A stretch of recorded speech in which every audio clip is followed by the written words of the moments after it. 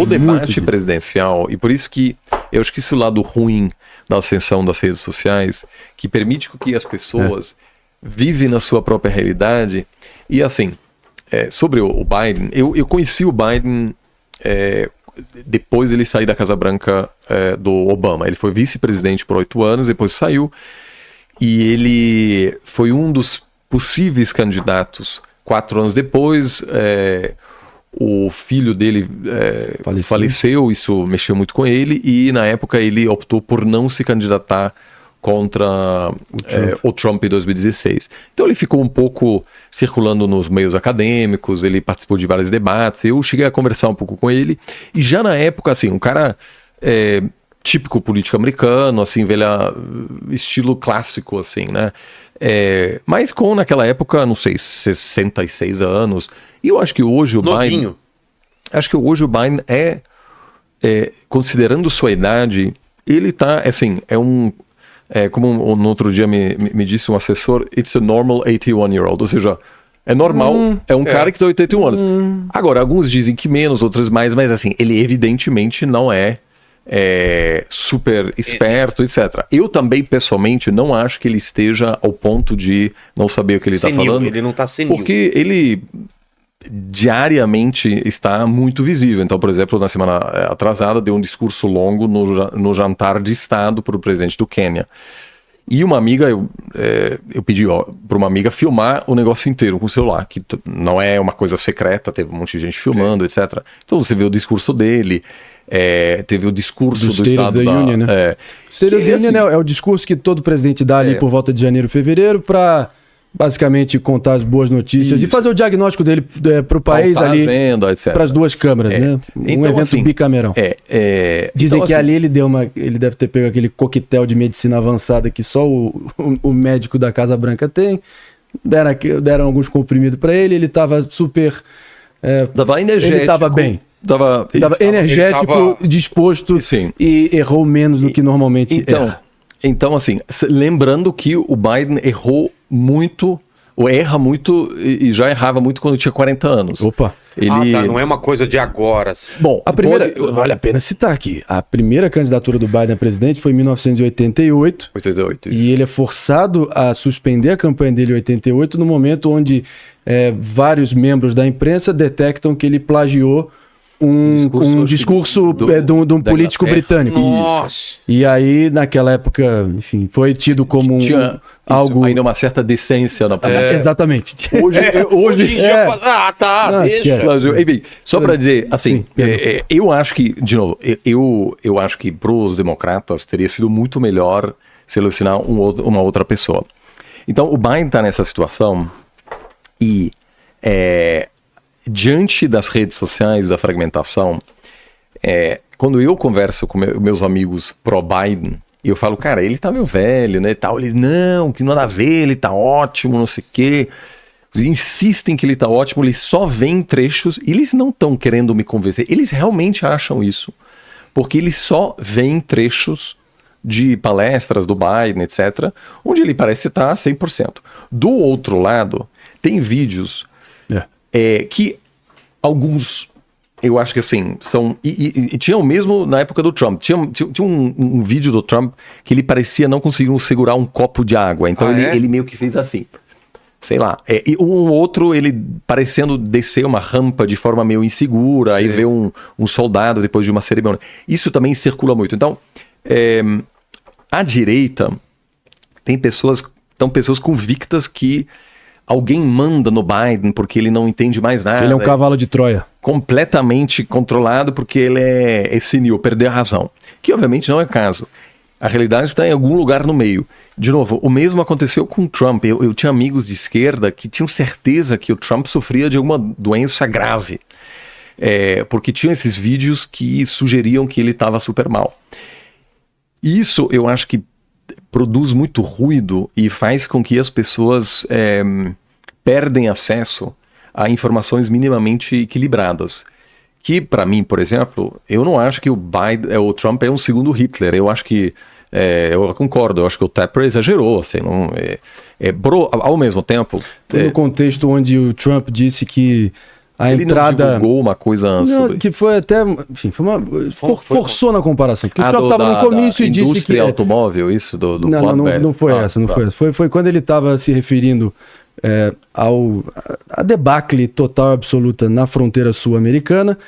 Realmente os números são assim, é indignante para dizer o mínimo, como nos últimos 3 anos tem estimativas de que de 10 a 12 milhões de imigrantes ilegais do mundo inteiro, não é só mexicano, salvadorenho e da América Central, não. Impressionante como diversificou também da Ásia, África, China, Rússia. Que vamos combinar também é um sinal de que a economia americana vai muito bem, porque essas pessoas conseguem emprego, né? Pode ser. Eu não estou defendendo a política obrigatória, eu só estou dizendo, se não tivesse emprego, o ministro de imigração, o secretário de imigração do Biden está até, enfim, na alça de mira dos republicanos para ser empichado, dado a catástrofe na fronteira sul. Mas o importante é citar que o Trump, em determinado momento, disse, daquele jeito Trump...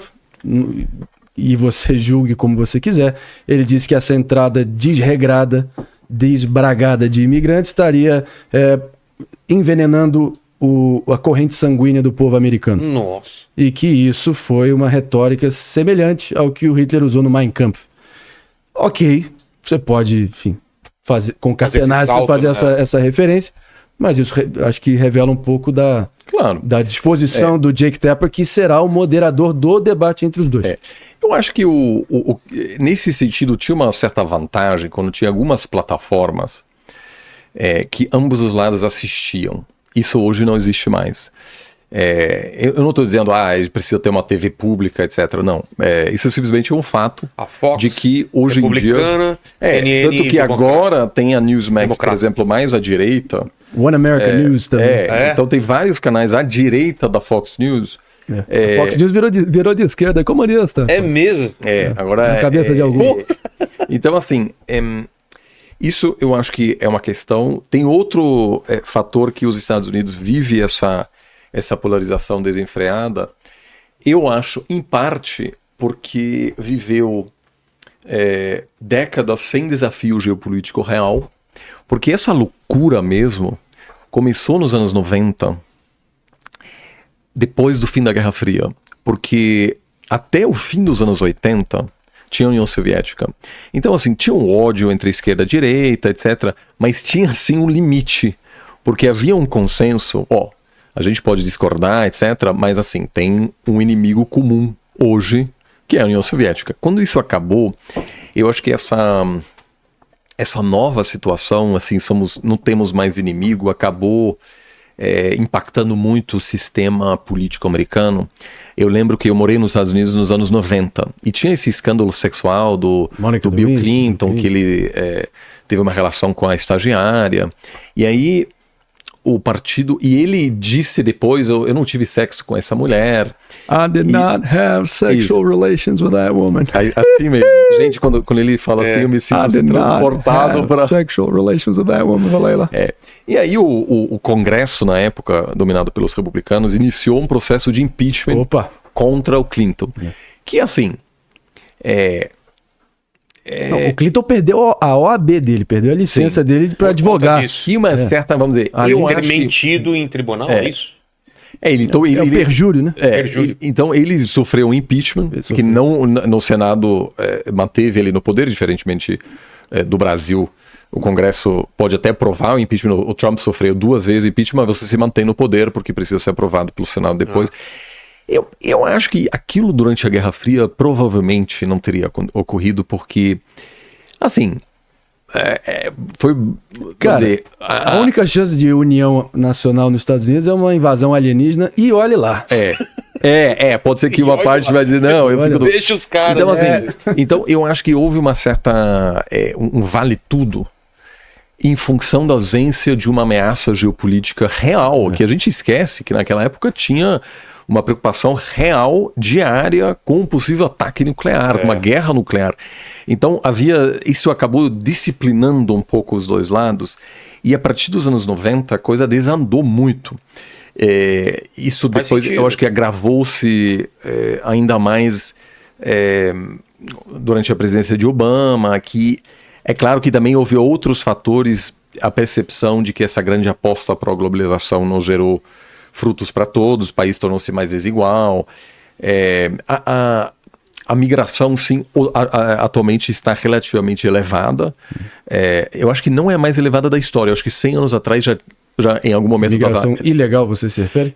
Ilegal até fica sempre aquele passível de estimativas, sim, né? Porque não dá para ter a contagem. Sim, eu acho, eu acho hoje o desespero na América Central é tão grande que eu acho que os Estados Unidos hoje não possuem capacidade para combater a migração da forma que o Trump sugere, a não ser que você tire tropas americanas do exterior para militarizar completo aquela fronteira que é muito grande. Então, o que você faz com isso? E, de novo, eu não acho que tem uma resposta fácil a isso. Eu sim acho que a maioria dos americanos hoje quer limitar a imigração, que é muito elevada, sobretudo em comparação com o Brasil. 27% da população da Califórnia nasceu fora dos Estados Unidos. Nossa. É um grau inimaginável para o Brasil, porque no Brasil, menos de 0,5% da população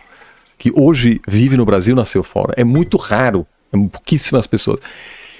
Mas eu acho que os Estados Unidos têm aí um problema estrutural, porque essas pessoas estão dispostas a arriscar suas próprias vidas. Então, se faz o muro, as pessoas vão nadar, as pessoas vão fazer o que for preciso, porque tem uma situação hoje sem solução, que é uma catástrofe econômica e social na América Central e em partes da América do Sul, em função do tráfico de drogas, em função de corrupção, em função de governo terrível na Venezuela, que, aliás, fez com que o Biden reduziram as sanções econômicas contra a Venezuela. Algumas pessoas dizem, ele acha que o Maduro vai aceitar a democracia. Não, ele só fez isso para reduzir o número de venezuelanos dispostos a saírem do país. Então, assim, aquilo eu acho que vai ser até para o Trump seria um grande desafio. Eu acho muito, muito difícil, porque a economia americana vai bem. Então, se o Trump for eleito, ele vai fazer o quê? Ele vai continuar construindo o muro, mas tem o fator pull, né? Ou seja, o que atrai o imigrante e o que faz o migrante sair de onde ele está. Mas ele vai além, ele promete a maior força de deportação já instituída em solo americano. Ele cita o exemplo do general Eisenhower, que foi o presidente americano do pós-guerra, que teve todo um esforço de deportação de imigrantes ilegais naquele momento. Certo. Mas o que vai E agora, isso? Enfim, qual vai ser a tática dele para poder detectar, identificar e enxotar todo esse grupo? Enfim, estamos falando de milhões de pessoas. E veja só... Ele cita que as polícias locais vão ser fundamentais em identificar eles e que aí as forças de segurança nacional vão ser responsáveis por fazer essa deportação em massa.